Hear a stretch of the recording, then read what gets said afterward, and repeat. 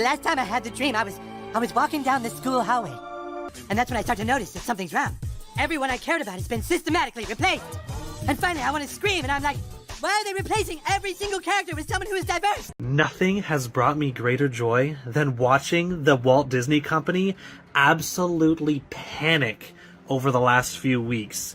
They're mad at South Park because they're making fun of their woke ideologies, constantly race swapping or religion swapping everything in their movies. The role was supposed to make her a star, but instead, it made her the villain. In Hollywood's latest culture war battleground, Disney's most iconic princess has sparked an unprecedented firestorm, with actress Rachel Zegler caught directly in the crosshairs. What began as a progressive casting choice has evolved into a full-blown PR crisis, complete with a savage South Park takedown that has Disney executives scrambling behind closed doors. As rumors of legal threats and on-set tensions continue to mount, the question remains: can Snow White survive the blizzard of controversy, or is Disney's fairy tale remake destined for an unhappy ending? I was scared of the original cartoon. I think I watched it once and then I never picked it up again. I watched it for the first time in probably 17 years. When Disney announced Rachel Zegler as their new Snow White in June 2021, it should have been a career-defining moment for the rising star. Fresh off her breakthrough role in Spielberg's West Side Story, the Colombian-American actress represented Disney's commitment to diverse storytelling. The studio positioned Zegler's casting as a reimagining of the classic tale for modern audiences, a Snow White for a new generation. The backlash was immediate and intense. Social media erupted with criticism, with hashtags like "Not My Snow White" trending within hours. Critics argued that a character literally named for her skin white as snow should be played by a white actress, while supporters countered that fairy tales have been reinterpreted throughout history and across cultures. But what began as a debate over casting choices soon evolved into something far more damaging. In a series of promotional interviews, Zegler appeared to criticize the original 1937 animated film that had enchanted generations. She described the prince as a stalker, dismissed the original plot as outdated, and suggested her version would focus less on finding love and more on becoming the leader Snow White needs to be. The original movie was made in 1937, and a lot has changed since then. Zegler told one entertainment outlet, "We're definitely reimagining this story in a way that's going to empower young women instead of teaching them that their Prince Charming will come and save them." While intended to highlight the film's modern sensibilities, these comments alienated fans of the classic tale and raised questions about why Disney would remake a beloved property while seemingly dismissing its original appeal. "It was a perfect storm of miscommunication," explains celebrity publicist Marissa Rodriguez. "You can update a classic without insulting the original." Unfortunately, what came across was a dismissal of a film that many viewers consider sacred childhood territory. Even if everything worked perfectly, it would have been almost impossible for this movie to succeed because you're comparing it to one of the most beloved films of all time and a truly groundbreaking movie. Enter Trey Parker and Matt Stone, the creators of South Park and perhaps the entertainment industry's most fearless satirists. Fresh off the success of their Panderverse special, which skewered Hollywood's obsession with gender and race-swapped remakes, the duo unveiled their DEI special in February 2025, focusing squarely on Disney's Snow White controversy. The special featured a character unmistakably modeled after Zegler, Social Justice Snow White, a militant activist who constantly lectures everyone about patriarchy and colonialism while rewriting the fairy tale into what South Park dubbed a woke manifesto. The parody was brutally precise, incorporating dialogue nearly identical to Zegler's actual interviews. In one particularly biting scene, the Snow White character declares, "This story isn't about some creepy prince kissing an unconscious woman anymore. It's about dismantling systems of oppression and teaching girls they don't need a man to rescue them." What made the satire so effective was its basis in reality.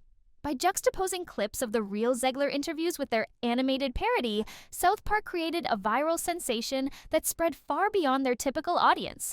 Within days, memes comparing the two were unavoidable across all social platforms, with YouTube reaction videos garnering millions of views. Media analyst Devin Clark notes, Parker and Stone identified the perfect target, not just Zegler herself, but the entire corporate mentality behind these remakes. Their parody hit so hard because audiences recognized the truth in it immediately. The special's viewership shattered previous South Park records, with streaming numbers tripling their average. More significantly, clips and memes generated from the episode permeated mainstream culture, reaching audiences who had never watched South Park before. The controversy became inescapable. Ah! Eric, it's okay. Okay. Ma'am, I had a dream that I was replaced by a diverse woman. Oh, not again. Yeah, only this time, it wasn't just me. They were taking all my favorite people and replacing them with diverse women complaining about the patriarchy. Sources close to Zegler report that the actress was devastated by the portrayal. Having already weathered criticism since her casting, the South Park parody transformed her into the internet's newest punching bag, not for her performance, but for comments made during Disney-approved promotional activities. Disney's response was swift but problematic. Silence. According to insiders, executives ordered Zegler to cease all public commentary about the film. Scheduled interviews were abruptly canceled, social media accounts went dormant, and the actress who had been the face of the project suddenly vanished from public view. They basically told her to disappear, claims one source familiar with the situation. No tweets, no Instagram stories, no defense or clarification, just complete radio silence until they could figure out how to manage the crisis. This strategy, intended to prevent further controversy, instead created an information vacuum that allowed speculation to flourish. Disney's silence was interpreted as either acknowledgement of a problem or abandonment of their star, neither reading beneficial to the studio or the film. Disney put her in an impossible position, argues entertainment journalist Maya Peterson. They approved her talking points, scheduled the interviews, and then when the backlash hit, they isolated her. It's the classic corporate pattern of making the talent take the fall for executive decisions. Inside Disney's Burbank headquarters, emergency meetings became the new normal. Marketing plans worth tens of millions were scrapped overnight. Focus groups were hastily assembled to gauge public sentiment. The internal panic, according to one Disney employee, was palpable. "I've never seen anything like it. Every day brought a new crisis management strategy, only to be abandoned the next morning." In addition to that, there was already an uproar about her being cast as Snow White because she is not Caucasian. She is a Latina. She is half Colombian. And so people were like, why were you cast in the first place? We just had a black Little Mermaid. Now we're having a Latina Snow White, and she is literally called Snow White. This doesn't make sense. Yeah, the entire film's about a love story. It's about a love story because that's what the point of the film is. And I'm sorry that chivalry in a man pursuing you is now deemed as stalking, which now it's kind of making sense why men are opting out of the dating scene. As an actor, you don't get to dictate anything. You don't get to dictate if a film actually happens. You don't get to dictate when it is shot, how it is shot, if you can ever speak about it to the public. You are simply just there to show up and say your lines and look the way they want you to look. While Disney maintained a united front publicly, behind closed doors, the situation was reportedly chaotic. Emergency meetings between marketing executives, producers, and legal teams became daily occurrences. The film, already deep into post-production, was subjected to endless re-edits and test screenings, with executives desperately trying to gauge audience reaction. More troubling were reports of growing tension between Zegler and co-star Gal Gadot, who plays the evil queen. Though they had appeared friendly during early production, sources claim their relationship deteriorated as the controversy expanded. Gadot, with her established fanbase and experience navigating franchise pressure, allegedly advised Zegler to apologize for her comments, advice that was not well received.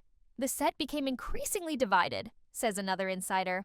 What should have been Disney's triumphant return to its princess roots instead became a project no one wanted to be associated with. Everyone's just waiting for the other shoe to drop. The tension apparently boiled over during scheduled reshoots in March. Crew members reported heated exchanges between Zegler and several producers, with the actress allegedly questioning why she was being made the scapegoat for marketing decisions approved at the highest levels of Disney. One particularly explosive confrontation reportedly ended with Zegler walking off set, causing an expensive production delay. Director Mark Webb found himself caught in the crossfire, trying to complete a film while managing escalating tensions. Webb is an accomplished director, but this went beyond filmmaking into crisis management, notes one crew member who requested anonymity. He was essentially trying to finish a movie while the entire narrative around it was collapsing. By March 2025, what began as a PR problem evolved into potential legal complications. Representatives for Zegler reportedly explored options regarding Disney's handling of the situation, particularly the studio's decision to withdraw her from contractually obligated promotional appearances. Standard talent contracts include clauses requiring performers to participate in marketing activities, but they also typically include studio protections for the safeguarding of the film's image. Disney's legal team apparently cited these protections when pulling Zegler from the spotlight, while her representatives argued this constituted a breach of their agreement. The relationship is beyond repair at this point, confides one industry insider. What should have been a career-defining collaboration has become adversarial. Neither side trusts the other anymore. Further complicating matters, financial considerations loom large. Talent contracts frequently include performance bonuses tied to box office results that now seem increasingly threatened by the controversy. With hundreds of millions of dollars invested in production and marketing, Disney faces a potential financial catastrophe if audiences stay away. Entertainment attorney Sofia Martinez, who specializes in talent disputes but isn't involved in this case, explains, "These situations quickly become lose-lose. The studio can't afford a public legal battle with their star, but they also can't risk her going off message. Meanwhile, the talent feels muzzled and scapegoated. It's a toxic dynamic that rarely ends well for either party." What began as a casting controversy has metastasized into a full-blown culture war, with Zegler unwittingly positioned as its central figure. To progressive supporters, she represents necessary evolution in storytelling and inclusion. To critics, she symbolizes Hollywood's willingness to sacrifice beloved properties on the altar of contemporary politics. Online discourse has grown increasingly toxic, with both sides claiming moral high ground. Hashtags like #StandWithRachel and #BoycottSnowWhite battle for dominance across social platforms.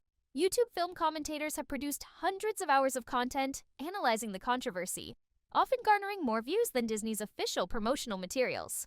The South Park parody, rather than simply lampooning a single actress or film, tapped into deeper tensions about modern entertainment. When does updating a classic become erasing its essence? Who should control beloved cultural touchstones? Are some stories timeless, or must all narratives evolve with changing social standards? Cultural critic Dr. James Washington observes, "What we're witnessing isn't really about Snow White, it's about cultural ownership. Who owns these stories? The original creators, the studio, the audiences who grew up with them, or contemporary filmmakers who want to reinterpret them? That's the real battle being fought here." It's no longer 1937, and we absolutely wrote a Snow White. That laugh. That is Not going to be Yeah. saved by You the wrote prince. it? She's not going to be saved by the prince, and she's not going to be dreaming about true love. She's dreaming about becoming the leader she knows she can be. The original cartoon came out in 1937, and very evidently so. There's a big focus on her love story with a guy who literally stalks her. Say it louder so your Weird, other eye can weird. hear you. Our rights are on the line, folks. The Our right to buy reproductive Cosby rights. sweaters? Come on. That's the face Go of a vote blue. serial killer. And if you disagree with this sentiment, just hit the unfollow button. As this saga continues to unfold, rumors persist that South Park creators aren't finished. Industry insiders suggest Parker and Stone may be developing additional content, targeting Disney CEO Bob Iger directly, potentially expanding their critique from individual projects to the corporate philosophy driving them. For Disney, the Snow White controversy represents more than just a single troubled production. It raises fundamental questions about the studio's future direction. Can the company continue mining its classic catalog while simultaneously updating those stories for contemporary sensibilities? Or has the backlash signaled the beginning of a more significant consumer rejection? For Rachel Zegler, the path forward remains equally uncertain. At just 24 years old, she finds herself at the center of a controversy that transcends her performance or qualifications. Whether she emerges stronger from this experience or remains defined by it depends not only on the film's ultimate reception, but on how she navigates the treacherous waters of public opinion in the months ahead. Young actors today face challenges previous generations never imagined, notes veteran casting director Eleanor Simmons. Social media has completely transformed the relationship between performers and audiences. One interview can define a career for better or worse, regardless of the actual work on screen. One thing remains certain. In Hollywood's ongoing culture wars, there are rarely true victors, only varying degrees of casualties. As audiences become increasingly divided and social media amplifies every misstep, the Magic Kingdom's famous fairy tale endings seem increasingly difficult to achieve in real life. The question now isn't whether Snow White will find her prince, but whether Disney can find its way out of this blizzard of controversy, and whether Rachel Zegler's career can survive being cast as the villain in a story where she was meant to be the hero.